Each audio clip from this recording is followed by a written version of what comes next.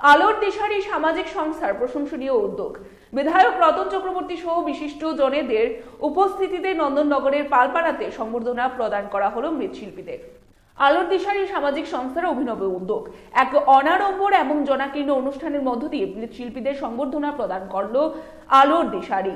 সংশ্লিষ্ট অনুষ্ঠানে এলাকার বিভিন্ন স্তরের সাধারণ মানুষদের মাঝে প্রধান অতিথি হিসাবে উপস্থিত ছিলেন স্থানীয় বিধায়ক তথা রাজ্যের প্রাক্তন অধ্যক্ষ রতন চক্রবর্তী। আসলে এটা একটা অভিনব প্রয়াস,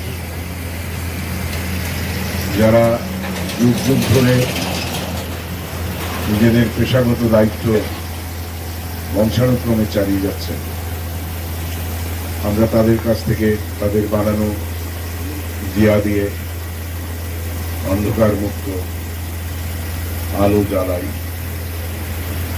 তাদের বানানো শিল্প আমরা নিজের ঘরে সাজিয়ে সৌন্দর্য বর্ধন করি, তাদের বানানো মূর্তিতে প্রাণ প্রতিষ্ঠা করে আমরা ঈশ্বরের আরাধনা করি এবং সৌভাগ্য লাভে ব্রতী হই।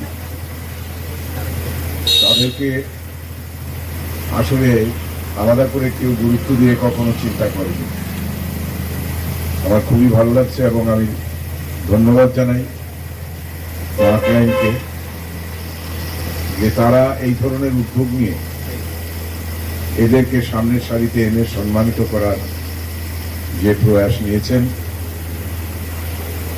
সেটা সত্যিই প্রশংসার দাবি রাখে। আমি আশা করব এর মাধ্যমে, কারণ এখানে এছাড়াও আরেকটা প্রতিষ্ঠান এখানে খুব ভালোভাবে এগিয়ে চলছিল, কিন্তু এটাও কি কারণে জানি না বন্ধ হয়ে আছে। এখানেও আমাদের এই রাজ্যের বিভিন্ন ধরনের শিল্পীরা, সেই মৃৎশিল্পী হোক বা অন্যান্য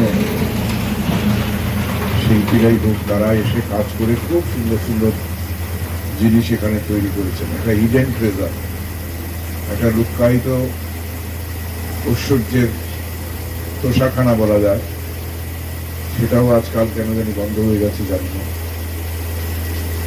তো আমরা আশা করব সামনের দিনে। Bureau report, Tripura news 8।